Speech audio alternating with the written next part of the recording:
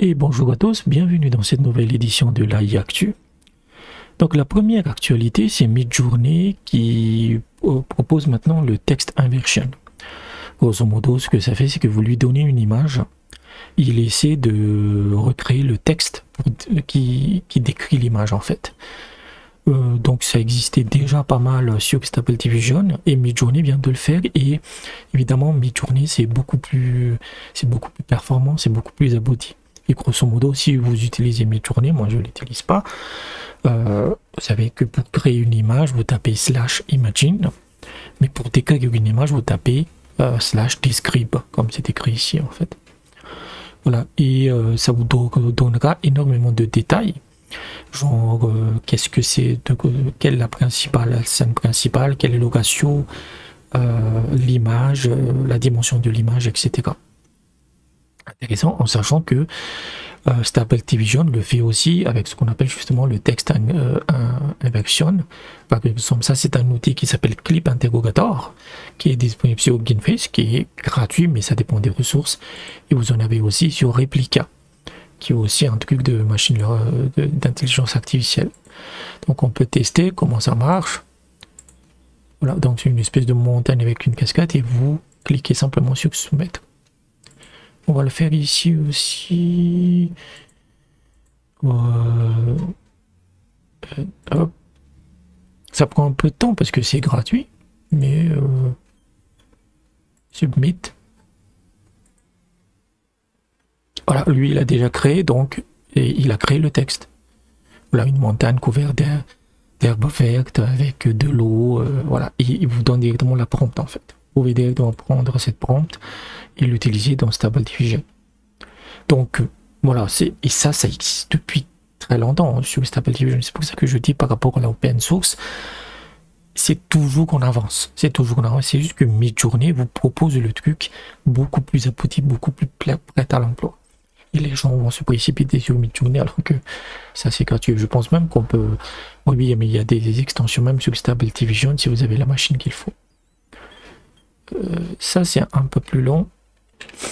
Et voici la description de Replica en fait, qui est un peu différent puisque c'est une cascade au milieu d'un champ vert, matte painting. Ça c'est un peu moins précis. Le clip intégrateur est beaucoup moins précis, donc c'était juste ça. Midjourney ajoute maintenant la description des images, c'est très bien. Deuxième article, les incidents liés à la mauvaise utilisation de l'IA ont augmenté. Donc ça vient d'un rapport en fait qui s'appelle le Artificial Intelligence Index Report. Donc c'est un rapport qui dit qu'est-ce qui se passe dans l'IA, et voilà, il montre le nombre de mauvaises utilisations, genre les deepfakes, les fausses informations, les vidéos, etc. Et en 2021, on était déjà 260, donc en 2022, on devrait exploser tous les records. Voilà, il donne cet exemple où on avait créé un deepfake de Zelensky qui demandait à cette troupe de se rendre, ce qui était faux. Vous avez aussi un autre exemple qui est beaucoup plus inquiétant, où vous avez une IA en fait qui écoute les conversations des prisonniers aux États-Unis, ce qui n'est pas catastrophique en soi, puisque c'est des prisonniers, donc parfois il faut surveiller leurs conversations, mais comme ça c'est des noirs en fait, ben, ils ont un parler qui est un peu différent, et l'IA, voilà, ils disent c'est beaucoup moins précis, c'est comme de la retranscription d'une vidéo YouTube en fait. Donc voilà, un autre exemple de surveillance, parce que l'IA va généraliser, va massifier la surveillance comme on n'en a jamais vu, et ce sera invisible, c'est-à-dire que vous ne savez même pas que vous êtes surveillé. Et dans le cas, c'est Intel qui avait développé une IA en fait qui pouvait détecter les humeurs des personnes dans une conférence Zoom.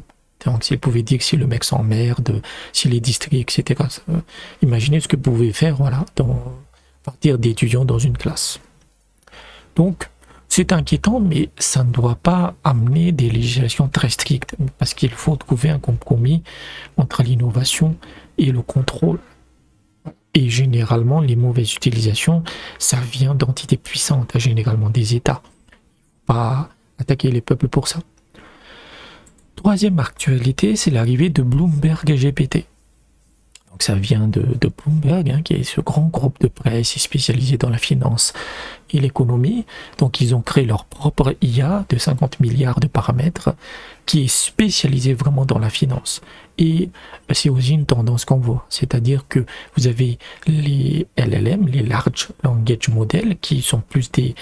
Ils peuvent répondre à toutes les questions, mais avec peu de précision, et vous avez des IA ultra spécialisés dans une tâche, qui sont experts dans une tâche, et c'est le but de Bloomberg en fait. Et évidemment, hein, c'est pas du tout open source ou autre, c'est pour leur propre business, parce que Bloomberg gagne beaucoup d'argent en fournissant des informations très précises et très précieuses aux traders, aux banques, etc. Donc ils ont fait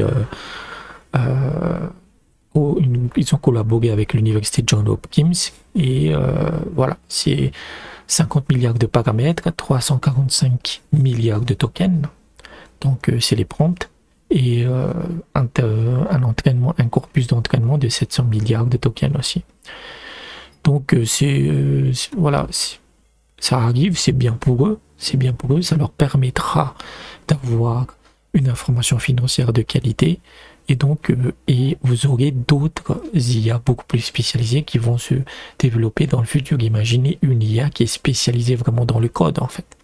J'avais déjà montré un petit service qui s'appelle CodeWP, qui essaie de faire ça pour le WordPress, mais dans le futur, on aura vraiment des gigantesques IA qui pourront coder dans n'importe quel langage. Donc voilà à peu près les trois actualités. J'espère que vous avez apprécié la vidéo. N'hésitez pas à laisser un pouce bleu, n'hésitez pas à vous abonner à la chaîne, et je vous dis peut-être à bientôt.